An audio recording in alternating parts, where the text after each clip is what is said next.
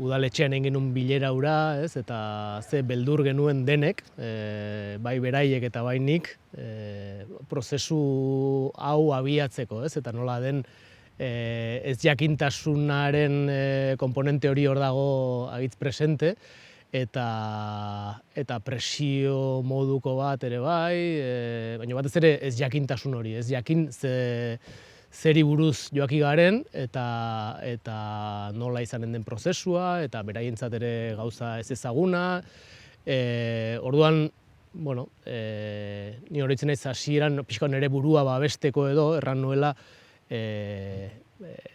gehienez ere nik aportatzen alnien hori izanen zela ikuspuntu berri bat ematea edo ikuspegi berri bat ematea beraien herriari buruz edo beraien ezagutzen zuten gauza bateri buruzko ikuspegi berri bat.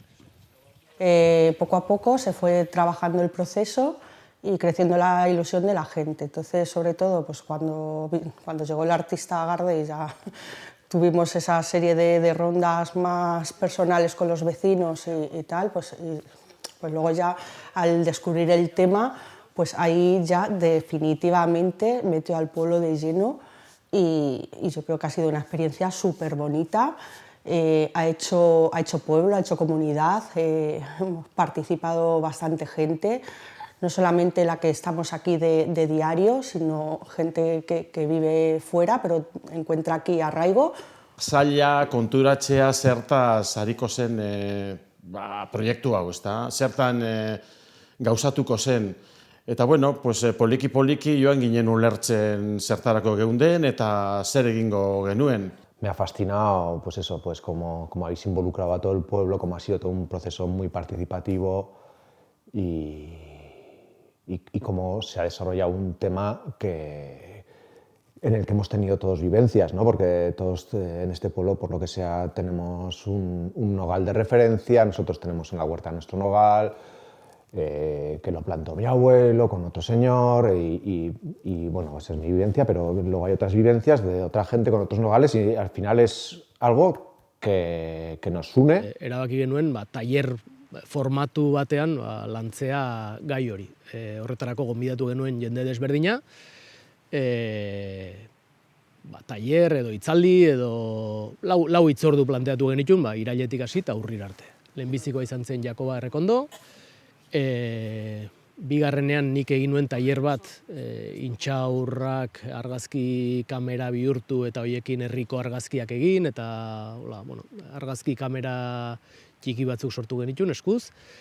Hirugarrenean Ines Albak egin zuen nogalina erabiliz, intxaurraren azalean sortzen denolako tinta antzeko bat sortzen da azalarekin, eta horrekin egin genuen olako postal batzuk eta margotu, eta bertze erabilera bat, intxaurrondoen bertze erabilera bat, eta azkenik Luka Rulok egin zuen entzumenari buruzko olako tailertxo bat, orokorrean mikrofono desberdinak erabiliz eta herriko giroak eta nola bildu, eta herriko soinuak eta soinu desberdinak biltzeko ariketa batzuk, eta bereziki nola entzun intxaurrondoa. Pues yo soy Felisa, una mujer del pueblo de 90 años, que he vivido siempre aquí, y esto es mi felicidad. Estaba muy curioso aquello. Parecía que de una nuez, ¿cómo ibas a hacer una máquina de estas? Sí, pero bueno, salió bien. Parte de, no sé si de la vida, pero gira en torno a los nogales, ¿no? Y entonces el hecho de que esto ahora de alguna manera perdure, ¿no? Pues con la siembra de las nueces y que luego pues a ver si crecen o no crecen, pues es bonito, ¿no? Como que dejas una pequeña semilla y a ver lo que sale de ahí, ¿no? Yo la verdad que nunca me había planteado de dónde, ¿no? Esto de los nogales. Sabíamos que tenemos el nogal monumental y ya está, y Garde el nogal, ¿no? Pero no me había parado a pensar, pues eso, que esos nogales los puso alguien, que cada uno era de una casa, que lo sabes, pero no te paras a pensarlo, ¿no?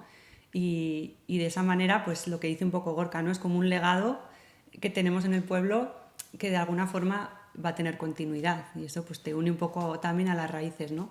Hablando de árboles, pues la raíz del nogal y las raíces nuestras también.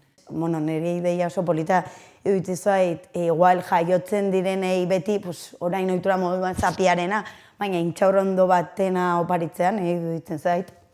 Osea, hemen, baduela gaia gehien bat zapia, pues, bai, a ber, polita da, baina zeo zer hemengoa eta, niretzat da simbolikoagoa, iruditzen zait. Nik planteatu nituen 4 ikastaro edo 4 hitzordu horietaz aparte, azken orduan sortu da olako leiho bat ireki da, ez? Eta gainera bereziki poztu nau beraiek izan direla planteatu dutenak azken dantza bat edo azkeneko tailer bat, ez? Azaroaren 8irako kartela eta guzti beraiek diseinatu dute, orduan erranen nuke beraiek antolatu dutela. Nik parte hartu dut, baina egun hori beraiek diseinatu dute modu batean. Horre ginen duguna da, intxaurrondo batzuk erein, intxaur batzuk erein, eta etorkizunera begirako intxaur arbola batzuk eduki, eta garden nahi dute mintegi antzeko bat sustatu, eta gero ikusiko dute momentuz horrekin abiatu, eta gero ikusiko dute ze erabilera emanen dioten, baina, intxaurrak ereiteaz aparte, egun horretan antolatu dute olako merendu bat, eta bakoitzak ekarriko du, herritar bakoitzak ekarriko du, intxaurrekin egindako errezeta bat. Eta egun berean, goizean, bota dugu arbol bat, igartua zegoena, eta badire 4-5 urte igartua zegoela, eta ateri zen aukera, arbol bat mozteko, eta galdetu zidaten, eta ez dakiz, eta niri interesatzen zait, enborraren zati bat eramatea, erranien. Eta enborraren zati bat hartu eta eramanen dut, eta eginen dut horrekin enbor hori transformatu, eta itzuliko diete Gardeko herritarrei bertze forma batean. Baina hori zaren da modu batean nire oparia, nire ekarpena Gardeko herriarentzat.